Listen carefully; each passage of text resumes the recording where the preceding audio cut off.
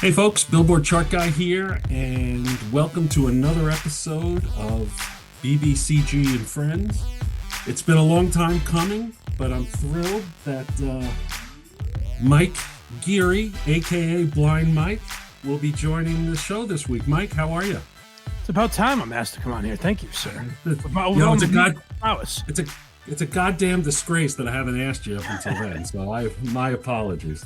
With your long history with Dirty Mike and the boys, you should have been, one of the first.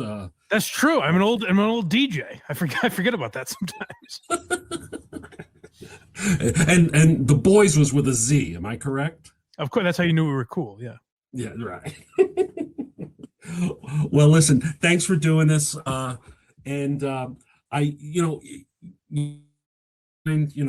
Recently on KMS, when you started talking, you were listening to more music and you got into Bruce a little bit. And so I want to cover all that, but I want to start where I always start. And, young Mike Geary in Western Massachusetts, driving around in his mom's car, sure, listening to music. What were some of the early favorite artists, songs that stand out when you were a young boy? I guess as like a real young kid, like NSYNC and the Backstreet Boys I listened to. I'm pretty sure you asked me the first CD or cassette or anything I had, and I had said to you, well, I wasn't like a music guy as a kid, but so I didn't really think of it. I was like, oh, I guess I just had nothing. I'm pretty sure I had a cassette tape that was what's that song? Tub Thumping by Chumbawamba or whatever the fuck it was. And I think it was like two songs. I think it was like that and another song on there. And I had that tape as a child. I'm pretty sure I had an NSYNC CD. Nelly, as much as I made fun of Justin for going to a Nelly concert with his mother. As a boy, I dreamt of that. I would have loved that. So I guess rap as like a kid, like once I got into like high school, I guess like rap, like Eminem was probably my favorite artist.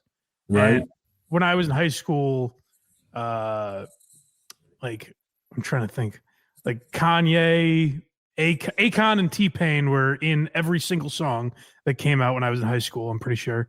But yeah, like hip hop, I liked. Which I did like. I guess I was kind of a poser because I probably called myself a fan of some guys when I didn't really know anything, So, couple facts. You're the second consecutive guest who has cited Nelly as an early influence. Oh, okay. Pete Kelly's in the last episode mentioned Nelly. So that's interesting to me since I only know one Nelly song. He's got quite a list of hits. I've heard Pete told me that. So yes, he corrected me. So with Eminem, were you kind of on board right away? I in fourth grade, I bleached my hair for a summer. so yeah, I guess so. But again, even back then, like even I did something as stupid as that and as committed as that, but like. I don't know that I really ever took in like what Eminem's message was. I know.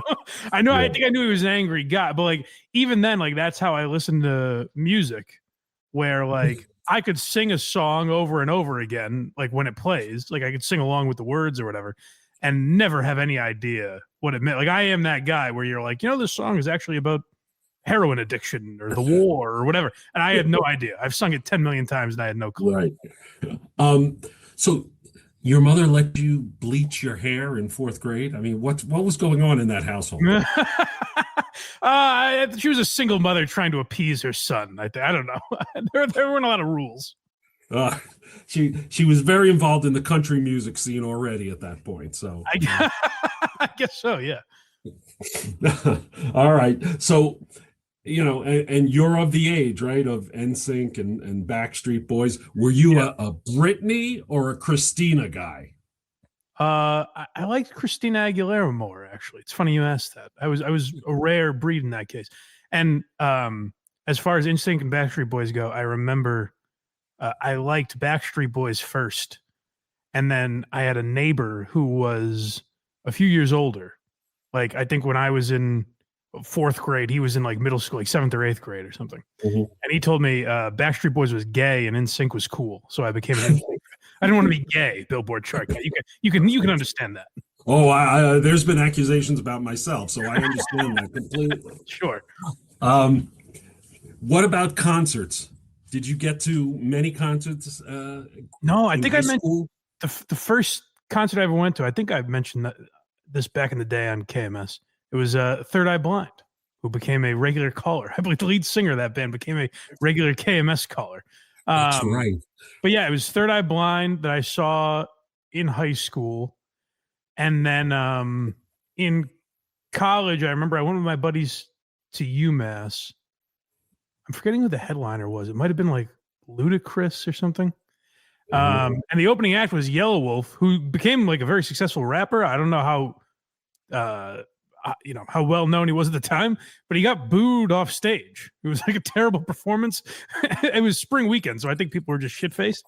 But I oddly don't have a tremendous interest in concerts just because of the amount of people. Right. Sure.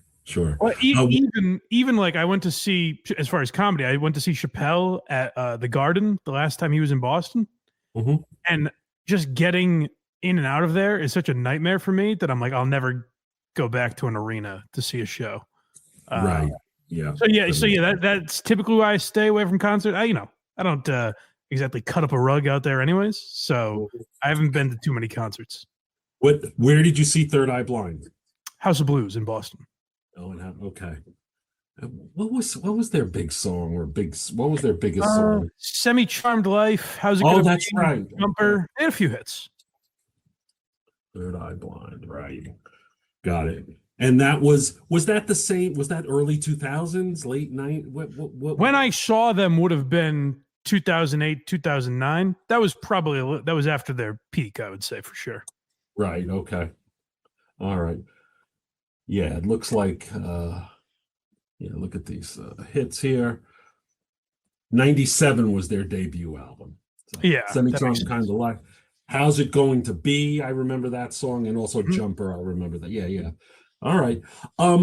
So let's fast forward to recent times, and I know you mentioned on Kirk's show, you were getting into more music. What kind of changed? What led you down listening to more music, and who have you been listening to?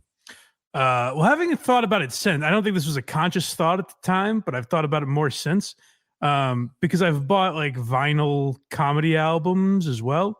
I do think there was part of me that was subconsciously preparing for completely losing my vision, where I was like, I should appreciate some of the audio only art forms a little more.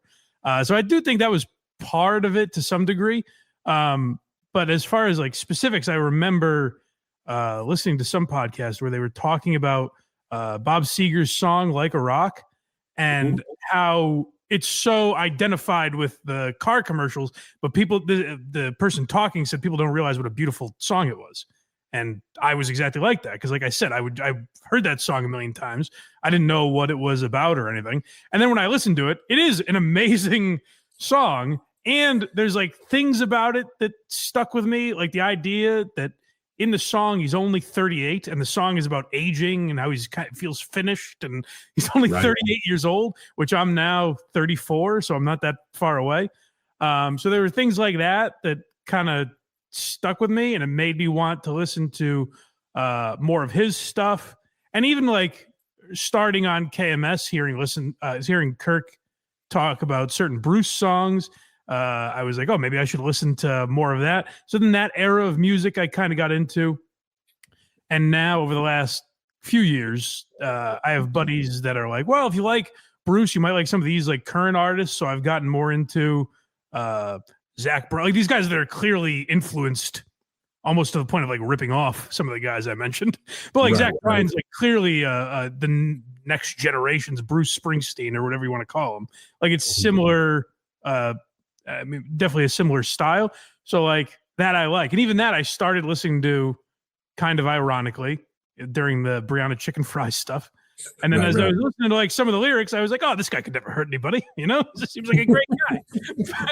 But yeah, like Coulter Wall and so like there are just more personalities that I realized like I could like without knowing them through their music. You know what I mean? Like with podcasts, you get to know someone because they're talking to you all the time.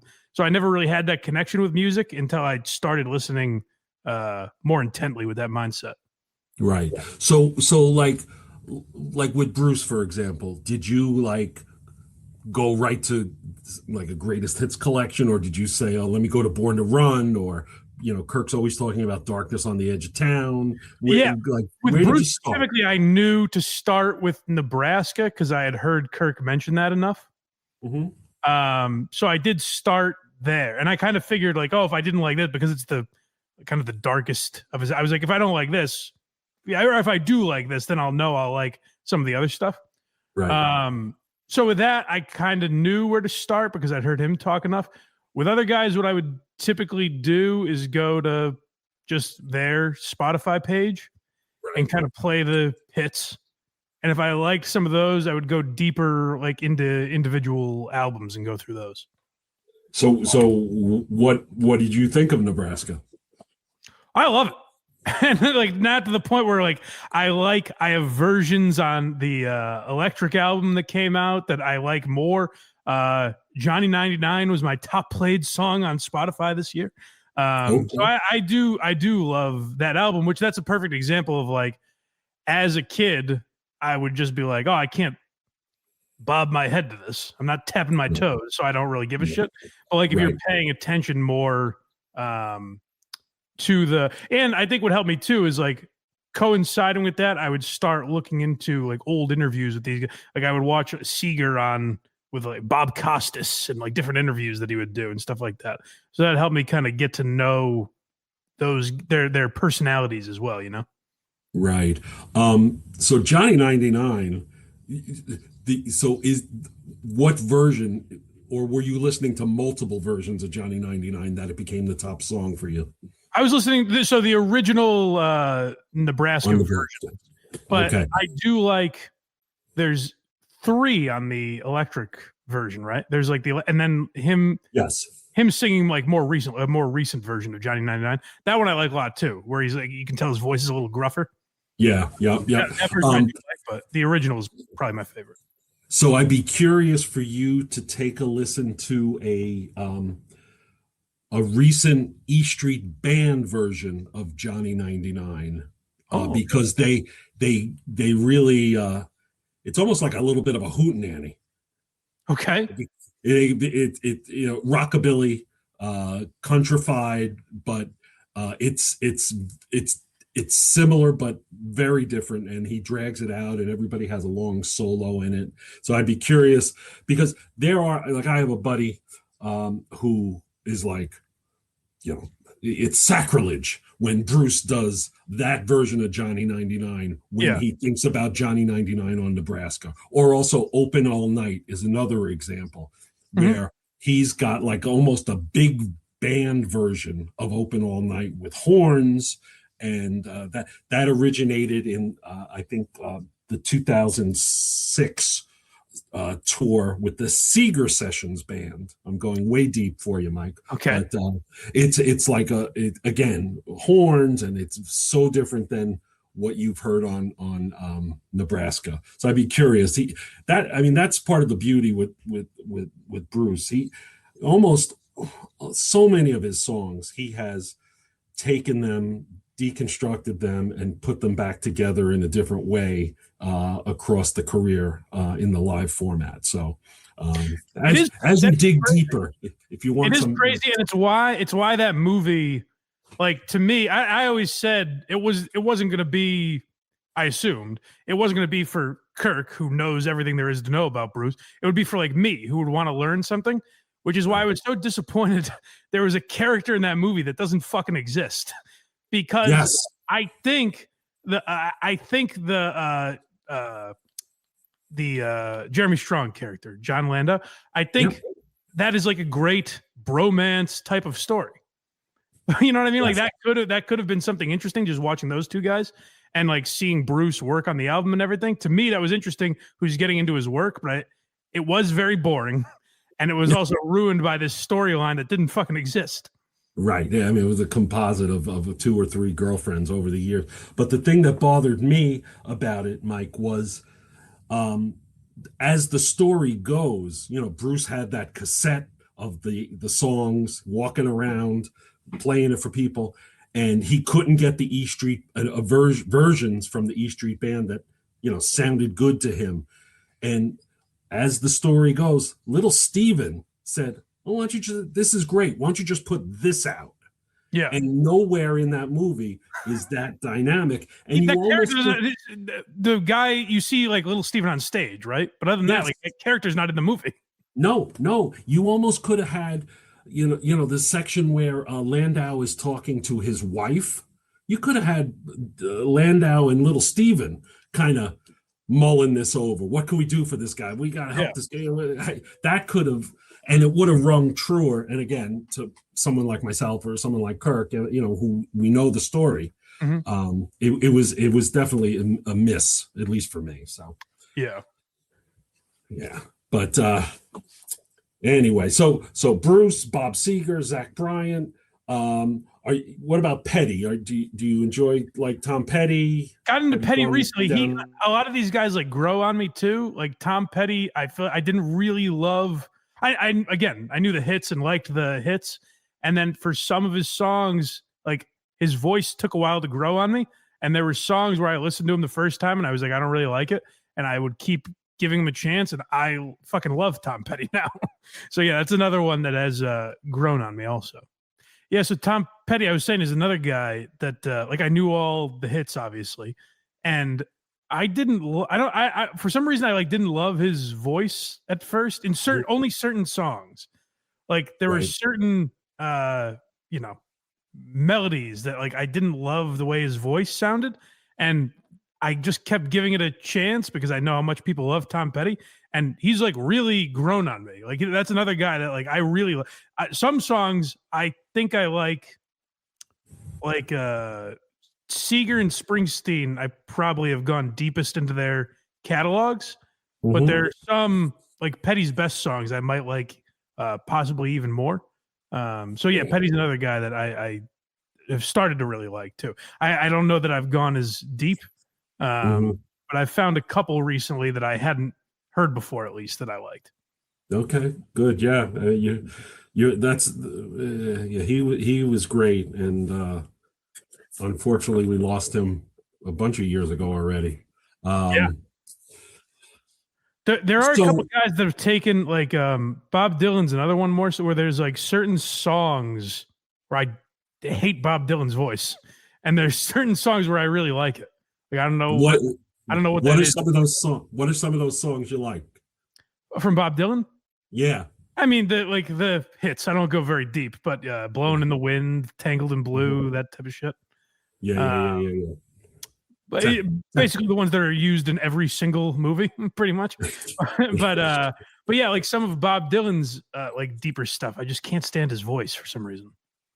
It's an acquired taste for sure, but lyrically it's unmatched. He's just incredible. Did you enjoy that movie last year? The Bob Dylan movie, A Complete Unknown? Yeah, I haven't seen it yet because I wasn't when it came out. I wasn't really that into Bob Dylan yet, so I was saving it. But I haven't seen it yet. Would you recommend that? I would definitely recommend that. So I didn't know that story. About that part of his career, which was kind of at the very beginning, as well, obviously, as I knew the Bruce. I loved it. Yeah, I really loved that movie. I think I saw it 2 or 3 times. Okay, I know everyone praised Chalamet, but like I said, I didn't want to see it without knowing a little more about Bob Dylan. Yeah, no, it's good. So, a couple more questions, and I'll let you go. Technical difficulties aside, this episode will be released on December 22nd, which is one day away from probably one of our favorite holidays. So what's your favorite part of Festivus, Mike? The airing of the grievances, of course, where you tell you don't everyone... like You don't like the poll? The poll is great, but I just love the idea. For some reason, that line popped into my head the other day when Frank says, "Will you tell everyone all the ways they've disappointed you in the last year?" That would be such an amazing tradition. My favorite part of that episode is when the two guys from OTB show up at their house for the dinner. I'm a man. You know who else is a man? You meet a lot of men, don't you? What's going on with the Blind Mike Project? Why are you laughing? What do you got coming up next for everybody? All the same stuff. Why are you laughing? We just did. As we record this, the episode coming out tonight is about the career of Jim Carrey. And the next episode we're doing that we just recorded is that Talking Funny special on HBO. I'm not sure if you ever saw that. When is that from? So it's from 2011. It's a roundtable discussion with Jerry Seinfeld, Chris Rock, Louis C.K., and Ricky Gervais. Yes, I remember it's them just breaking down comedy, and it's really interesting. It's one of my favorite discussions on comedy ever. And a lot of people have suggested that over the years. So I finally decided to do that as an episode. So that'll be up for members, and then it'll be out next week. Oh, great. I had sent you a note on it, but I enjoyed your Stern and Imus episode recently. Being from New York, I used to, I listened to both of them, and I was listening. I mean, showing my age, but I would listen to Imus and then Stern on WNBC. So it was interesting to hear that. And I had no idea. The interesting thing to me is I didn't know it didn't seem like they were necessarily friends, but they seemed like friendly at the very least at WNBC. Like the movie, which we kind of know now is fictional, but the movie portrays it like Imus learns who Howard Stern is and slams the door in his face. When there's moments of them being on air together and joking around, and like Howard sort of painted a different picture over the years of how that relationship worked. Yes. Yeah, absolutely. I can't let you go without asking how you're feeling about the top 50 list, which will be presented in Laconia. I'm feeling excellent about it. My boys seem in tip-top shape. But I have to say, I don't know if people know this. I don't know. I forget if I said this on the show or not. The only guy that turned me down, I didn't seek anyone out. I let these people come to me. The only guy that turned me down was Billboard chart guy. And I'll explain it. It sounds like it was a day-long commitment. Yeah, I understand. And I usually like to get in and out of these things. So I'll show up. And I appreciate you doing that, because my guys have just through sheer tyranny of will, we're going to get this thing together. This could be a 2 or 3 day affair. So I appreciate you telling me now rather than string me along. Are you expecting your team to show up with their own ranking, and then you're going to start carving it up, chopping it up with them? I basically told them, whether it be written down on paper or just in their mind. Like, I don't think it needs to be very strict, because we're going to play around with it anyways. And, not everyone's going to have the exact same 1 to 50. But I said, have at least an idea of where you would have people, even if it's within 5. No, I want, Mike Montante within this 5 or something like that. Like, have at least a loose idea. I said, I think it would be smart to rank them, because it gives you more of an idea of, it's more of an exercise just in thinking of all the names.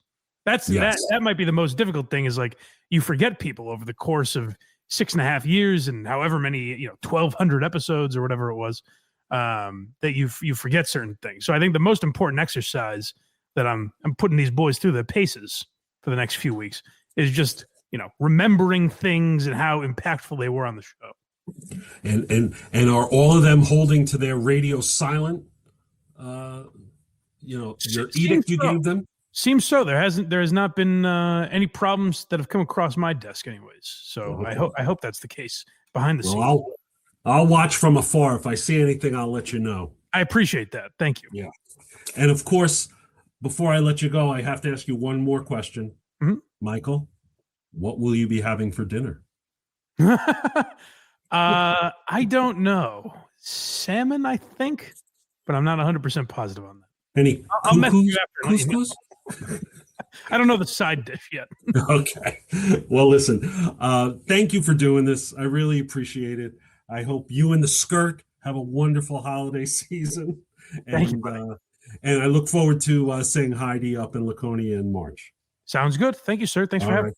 And thanks to the Minifan Network, Menners, Kirk, and hope everybody has a wonderful day, and we'll be talking soon.